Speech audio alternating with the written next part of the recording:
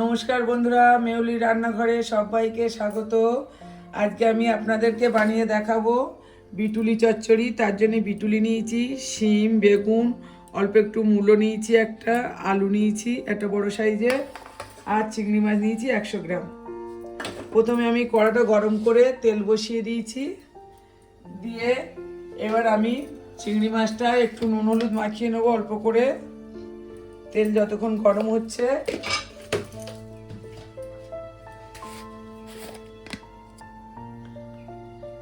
এখন শীতের সময় বিটুলি খেতে ভালো লাগে, বিটুলি চচ্চড়ি।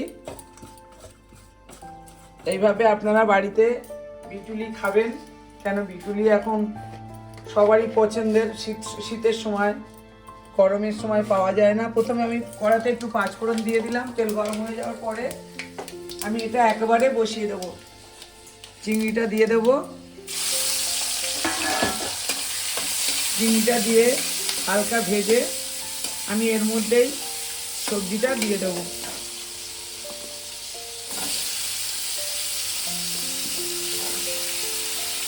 এটা আর আমি আলাদা করে ভাজবো না, একেবারে দিয়ে এর সঙ্গেই ভেজে নেব।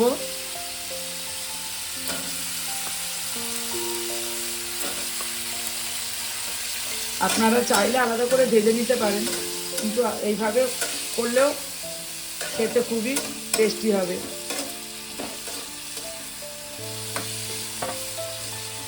এবার আমি দিয়ে দেবো বিটুলিটা, ওটা হালকা ভেজে নিয়েছি সবজিটা, এবার বিটুলিটা দিয়ে দেবো।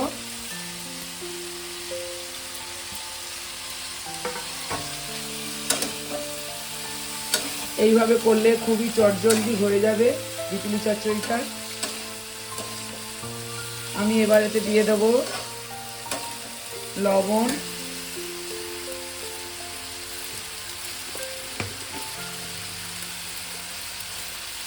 পরিমাণ মতো,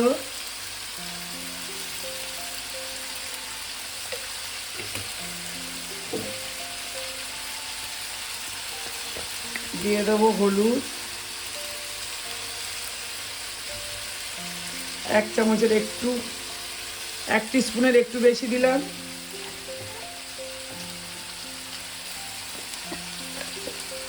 লঙ্কার গুঁড়ো দিয়ে দেবো 1 চামচ,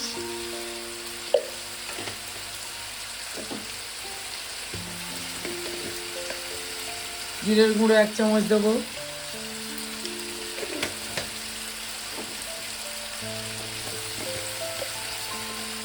ধনের গুঁড়ো 1 চামচ দিয়ে দেবো,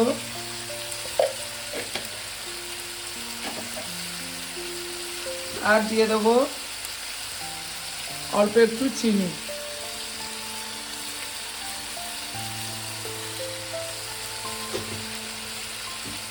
এবার আমি এটাকে একটু ভালো করে নেড়ে আর চাপা দিয়ে গ্যাসটা কমিয়ে মিনিট 5-7 এইভাবে হতে দেবো। আস্তে আস্তে, আমি জল দেবো না, এইভাবে আস্তে আস্তে মশলাটা এর ভিতরে ভাজা ভাজা হবে। আমি এটাকে এবার চাপা দিয়ে মিনিট 5-7 রেখে দেবো গ্যাসটা কমিয়ে।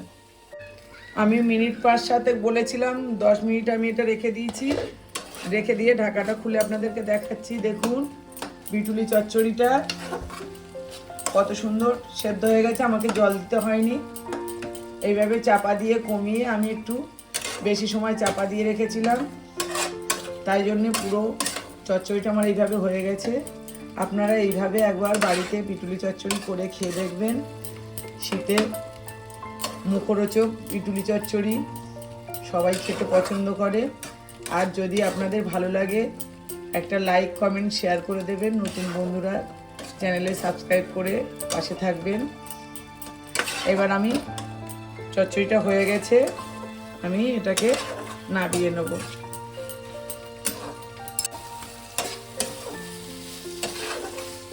আমি এবার ঢেলে নেব গ্যাসটা অফ করে দিয়ে।